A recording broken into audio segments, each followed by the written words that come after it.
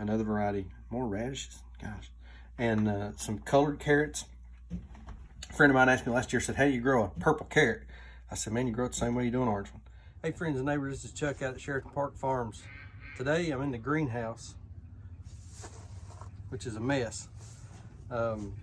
We really hadn't cleaned it out since last year, so we've got some cleaning up and some picking up and straightening up to do here. So we're going to work on the greenhouse a little bit today, but first we're going to run and check on the sheep, feed the sheep, check on the little baby lamb and see how she's doing, and then we'll get on this project and see what we can do with it. Hang around.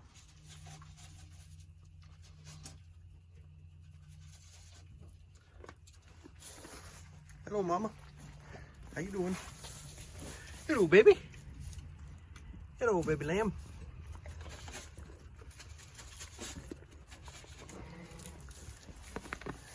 You're a good mama, ain't you?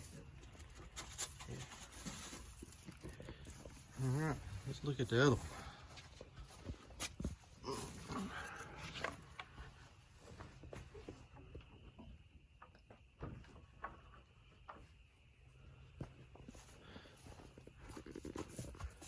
Hello, Whisper Britches. What you doing? You're mad because you didn't get enough sweet feed, ain't you? Yeah. Gotta feed the sheep.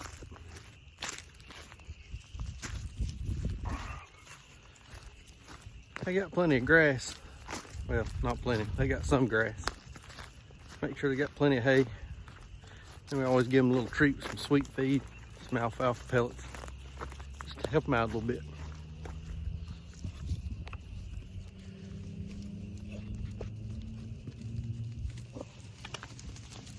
Come on, sheep, sheep, sheep, sheep. Come on, sheep, sheep, sheep, sheep, sheep, sheep, sheep.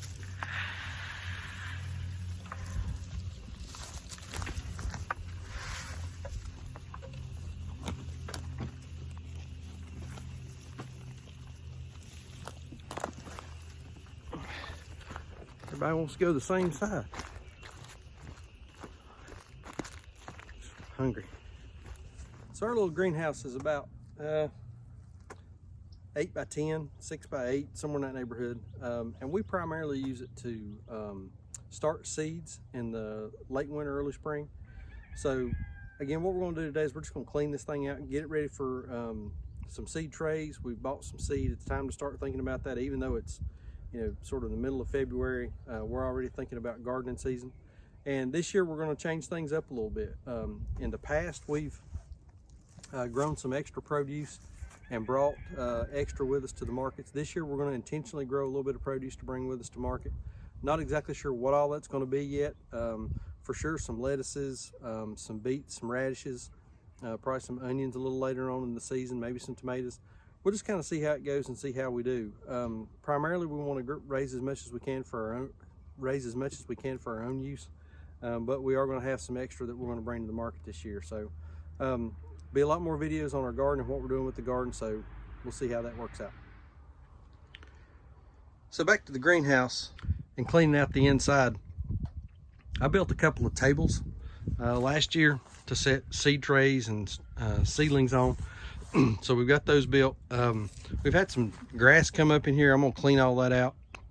We're gonna get the other seed trays out, kind of move stuff around and get it situated and get it cleaned up so that you really can, you know, we can get in there and work.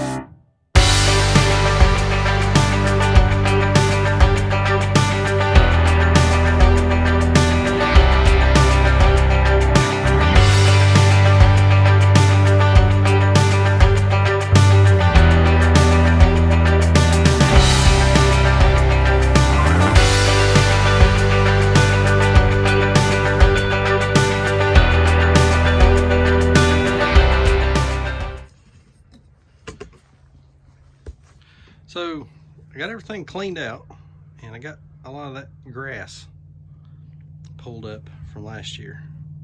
So got it looking a little better. I do have a piece of plastic, one of the pieces of the wall panel plastic that has come loose. So I need to work on that. So we'll get that fixed. And got another piece back here that the nut has come off of. So I need to find a nut and we'll get that fixed back. So coming along, coming along.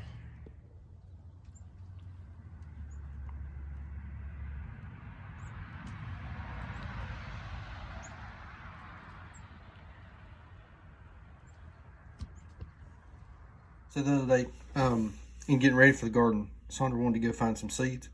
So just a couple of things that we picked up already. We still got some other stuff in the freezer. We've got carrots, onions, peas. I love peas. I love to just go out and pick the peas off the vine and eat them raw.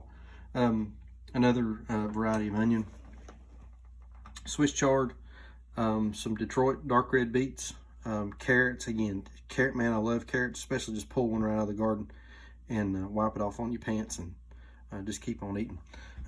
Radishes, not a big radish fan. Sandra loves them, so we'll fix radishes. Some spinach, again, green spinach is great, love it on a salad. Another variety of beets, another variety, more radishes, gosh. And some colored carrots. A friend of mine asked me last year, said, how do you grow a purple carrot? I said, man, you grow it the same way you do an orange one. And then another variety of peas. So just a few things that we're going to grow this year. We got a bunch more inside in the freezer that were left over from last year, and I'm sure we'll buy even more. We were talking this morning, seeds are like it's like a black hole. Before you know it, you got 13 varieties of tomatoes and 10 varieties of beans, and you just can't tend to it all. You can't eat it all, and it just a lot of work. So, but we'll get it. So these are just some of our vegetables we're going to do this year. So we got the greenhouse in pretty good shape. We'll do some more videos on seed starting and some of that kind of stuff over the next couple weeks. Just kind of ran out of time today, but the primary thing was we wanted to get it kind of cleaned up and ready to be able to work in there. Another big project that we got in front of us is getting the garden ready. Like I said, this year we want to start doing some additional vegetables and things at our farmer's market. So we've got to get the garden ready to go for that. But we've still got a little bit of time. It's the second week in February, so there's still plenty of time to get that going, but it's not something we want to fool around on. We also have some stuff to make some additional garden boxes. We do everything in raised beds, so we've got a couple more boxes to build. Another thing that we do in our garden, for those of you that'll be visiting with us at the farmers markets in High Point, Bermuda Run, and Bailey Park, we don't use any chemical pesticides, herbicides, or fertilizers on any of our vegetables. Everything that we do is all organic practices. We have a compost pile. I'll swing the camera around a minute and we'll show you that. We've got a compost pile that we keep going, and we also purchase some compost to help fill the boxes from year to year whenever we need it. So we just don't believe in using any chemical additives to the garden. Do we have a little lower yield than most folks? We do. Do things grow a little slower? They do. We have a few more problems with pests and weeds and that kind of stuff, but that's just part of it. Whenever you're trying to do things organically, you just have other problems that you have to deal with. So those are the practices that we follow. So if that's the kind of food that you want, that's the kind of food that we want to try to offer. Again, we're growing this primarily for us, but we will have some excess this year that we want to bring to markets and share with other folks that might have an interest. So let's just look at the garden real quick. It's not much to look at right now. It's pretty weedy. There's a lot of stuff to be done. There's still some stuff left over from last year, but let's just take a look at the garden. So like I said, we do have a big compost pile. These need to be turned. We've added some stuff that we had cleaned off the garden here, I don't know, a month or so ago. But there's still some stuff on top that needs to be turned in. So we do have some homemade compost. It works really, really good. We get a lot of good luck with our homemade compost. We also purchase some compost, and that's what that is. that needs to be turned over. And again, we'll use that to backfill a lot of these boxes later on in the year. So again, this is our compost pile, and this is our source of garden soil and our primary source of fertilizer.